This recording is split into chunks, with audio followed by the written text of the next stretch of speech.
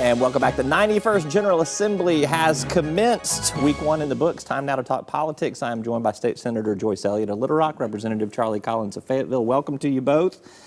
Big story of the first week to me was that there seems to be some consensus building around the governor's $50.5 million income tax cut. You were one of the guys that came off of wanting a bigger tax cut this week. Why? Yeah, well, several of us have been working on different options, sharing different options with lots of different people, and ultimately that culminated in a meeting with the governor on Monday morning and kind of walked through some of those options. And the governor walked through why he felt very strongly that what we needed to do right now was the package that he'd laid out. And my question really to him had to do with this idea of tax cuts for everybody. All working Arkansans that are paying income taxes. And he said to me, Charlie, you preach tax cuts for job creators all the time. And I agree with you. And I said, well, that sounds wonderful. If we agree, then let's figure out together how we do it. And this idea of the task force really flowed from that. I've got a lot of confidence in this type of a task force because of all the success we had in healthcare. So we're going to model it after the way we set up the healthcare reform task force. And I'm very excited for where we'll be down the road. I think the governor's 100% committed to this being the next phase of his tax cuts. And I think ideally even bigger tax cuts coming in 2019 and beyond. Senator Elliott, do you share Representative Collins' enthusiasm? I'm almost thinking we're a ditch away from being Kansas if we're not careful, because we have so many things that we're not paying for right now. You know, we are not doing what we need to do by many folks in our state. And I'm not against a tax cut, but I do believe if we're going to do something in addition to what the governor is proposing, it should rather be on the other end. You know, I knew Warwick Sabin was going to file the earned income tax credit bill, and he has done that. I think if we're going to make choices, that's where the choice ought to be. You support that over the $50.5 million tax cut? I don't support it over that, but rather than thinking about doing something, I mean, Charlie's has now been punted to the task force, but I do think we ought to do that in addition to what the governor is saying. Because we have to be, I think we know that's money that's going to go to people and turn right back over into the economy. And I have to say real quickly, you know, we've been hearing, you know, for at least since 2000 about job creators and tax cuts. And that, the nexus for that is really not clear at all. In fact, I don't even know that it exists, Charlie. I'm going to give you a chance to about that, Representative Collins. Again, it's common sense. If you reward something, you get more of it. If you punish something, you get less of it. For example, people who don't like smoking will often say, put high taxes on cigarettes, because if you do, people will smoke less. And those same principles apply to other things like work. So when you put high taxes on workers, it means it costs more money to hire workers in Arkansas compared to surrounding states. When I got into the legislature in 2011 and first started talking about income tax reduction, Arkansas had the highest income tax rates of all the states around us.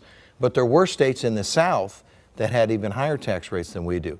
That's not true any longer. North Carolina has just made a major income tax reduction, and now Arkansas stands alone like a sore thumb, sticking up in the South with a 6.9% top income tax rate on job creators. I think everybody deserves a tax cut. It's fair for all workers to get a tax cut, not just the lower income workers, but all of them, including those that are our most talented in creating the most jobs. Last word to you on this That's subject. right, but that's not the same thing as job creators, because you started off by saying it's common sense, and common sense is not the same thing as the data that actually proves that to be true.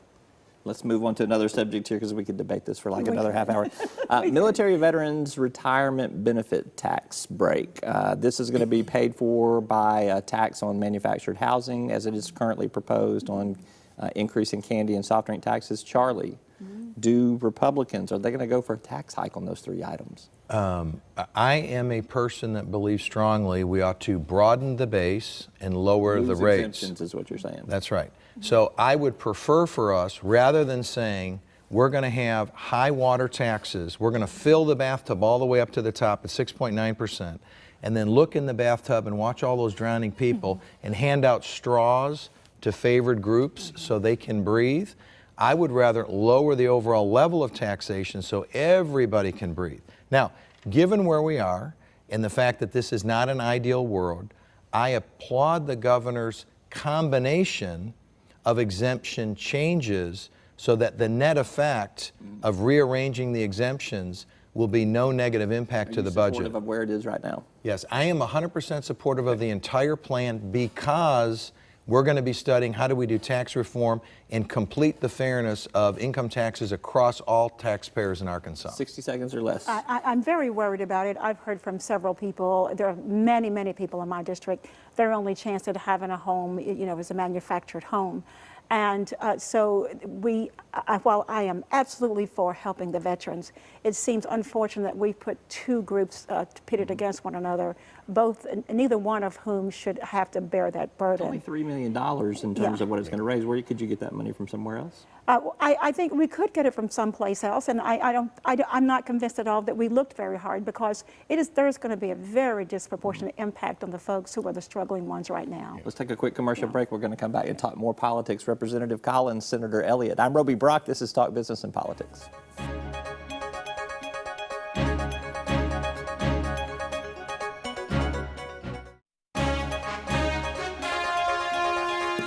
Welcome back. I'm with State Senator Joyce Elliott. I'm with Representative Charlie Collins. Let's talk about one of the big things that came down in about the last week or so is Representative Micah Neal's admission that he accepted a bribe. This has cast a big spotlight on general improvement funds. Are general improvement funds dead in this legislative session? I'm afraid they may be, and I understand the public perception. Is that a bad thing? Yeah, it's a bad thing only in terms of people who, and I've tried to be very careful that whatever I have even thought about GIF funds being used for, that it's something that's going to help people and something that is honorable. And I know it is the perception in the public is I think rightfully very derogatory.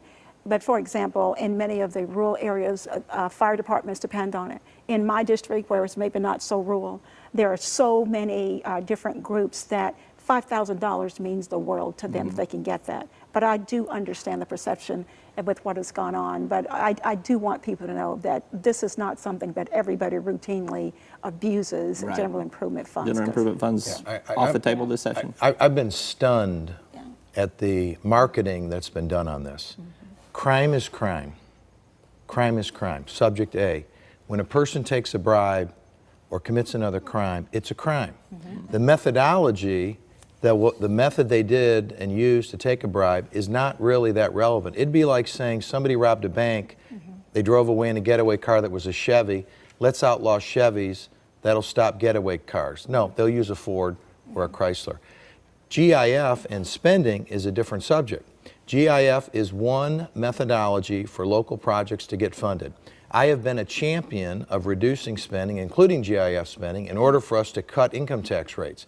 So I will continue to push for income tax rate reduction as opposed to spending money for GIF. However, I don't think GIF and the fact that legislators and local districts have more visibility to it means it's any better or any worse than the other spending that we do in Little Rock. Will there be any there at the end of this session? It depends on what the forecast looks like, is my opinion. But I would like to use any money we do that comes in above forecast for more income tax rate reduction so we can get to everybody. So we'll see how things land. Senator Elliott, shocked to hear you say that. I would say so. No, that's good. I am. All right, real quickly, you're both on our legislators to watch list. Congratulations. We appreciate thank you We're going to so be keeping much our for eye that. on you this whole session. Pressure.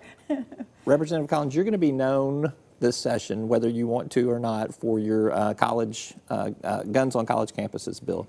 Do you have the votes to pass it? I'm not counting votes. I'm not in that process and haven't done that in the past. Last time we got it out of the House with 70 votes. I'm confident that after the election this time there'll be even more support. Okay. We'll see what happens over in the Senate. This bill's about protecting our loved ones on college campuses. I know a lot of people, as emotional as the issue is, as controversial as it is, that some gut reactions can wonder what the purpose is, but the answer is if we deter some of these crazy killers, they're called rampage killers in the profile developed by the Selective Service and Department of Education, we can help protect our loved ones, and that's the concept. Senator Elliott, what will you be known for in this legislative session? Probably for the position I'm going to take that we can never have a great educational system until we make sure we address reading issues in our country You're and in our working on state. legislation on this. Yeah, I'm working on legislation called Right to Read, and it's not about blaming anybody. It's just that we have not dealt with reading from the standpoint of understanding the science, and we have to go there. All right, I got to end it there, but I bet you that if you vote for Charlie's gun bill, he'll vote for your reading bill. What do you think about that? He's going to vote for my reading bill anyway. Representative It's Collins, that good. Senator Elliott, I appreciate y'all both very much. Thank you so much for watching. That is all for this edition of Talk Business and Politics. I'm Roby Brock. We'll see you next time.